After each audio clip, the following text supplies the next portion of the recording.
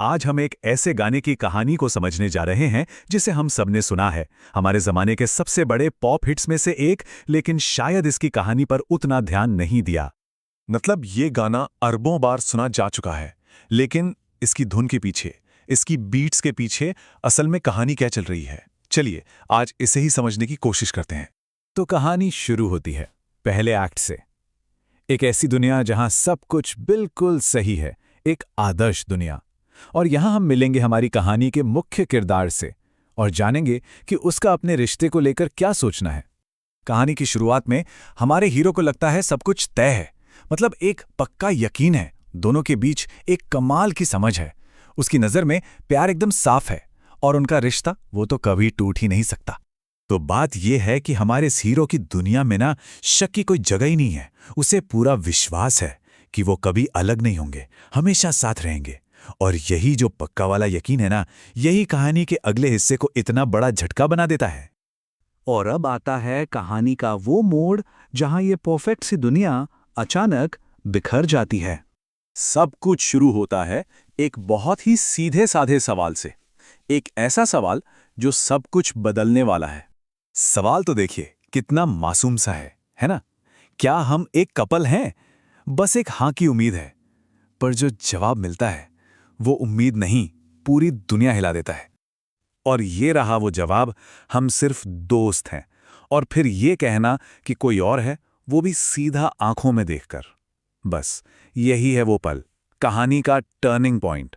ये सिर्फ इनकार नहीं है, ये एक ऐसा धोखा है जिसने उस पूरी परफेक्ट दुनिया को तोड़ कर रख दिया।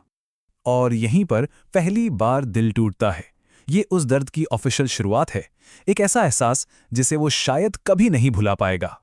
दिल टूटने के बाद क्या होता है? एक इमोशनल उथल-पुथल।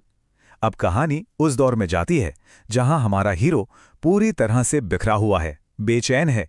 और पता है सबसे दिलचस्प बात क्या है?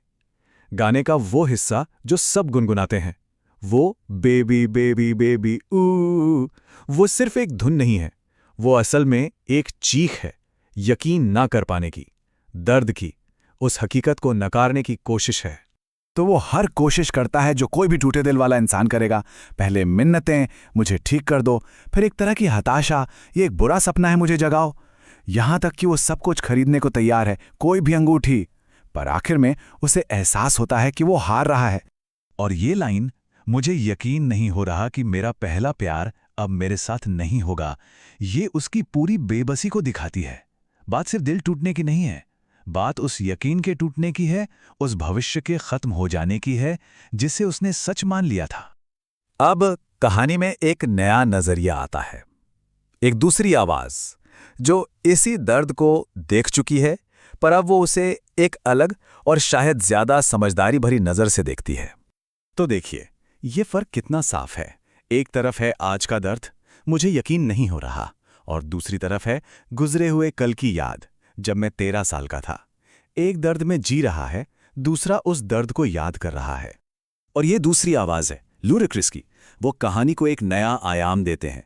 उनका अनुभव भी वही है, पहला प्यार, टूटा दिल, लेकिन अब वो दर्द एक याद बन चुका है, ताज़ा जख्म नहीं। और इसी वजह से ये कहानी सिर्फ एक इंसान की नहीं, बल्कि हर किसी की बन जाती है। तो वो भी वही सब याद करते हैं, पहले प्यार का वो नशा, दिल की वो तेज धड़कन, वो एहसास की दुनिया कितनी कमाल की है। और अंजाम अंजाम भी वही, दिल टूटना। ये दिखाता है कि ये एक ऐसा अनुभव है जिससे बहुत लोग गुजरते हैं। वक्त शायद दर्द कम कर दे, पर यादें रह जाती हैं। तो अब हम कहानी के अंत की ओर बढ़ रहे हैं। इस सारे इमोशनल उतार चढ़ाव के बाद हमारा हीरो अब किस हाल में है?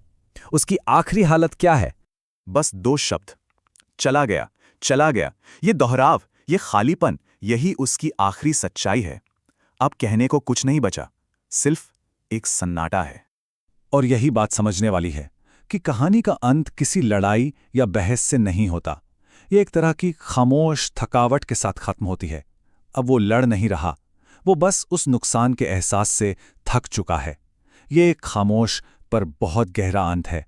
तो आखिर में ये पूरी कहानी हमें एक सवाल के पास ले आती है कि पहले दिल टूटने की आवाज़ आखिर होती कैसी है? क्या वो ऐसी ही होती है, एक पॉप गाने की धुन जैसी? शायद।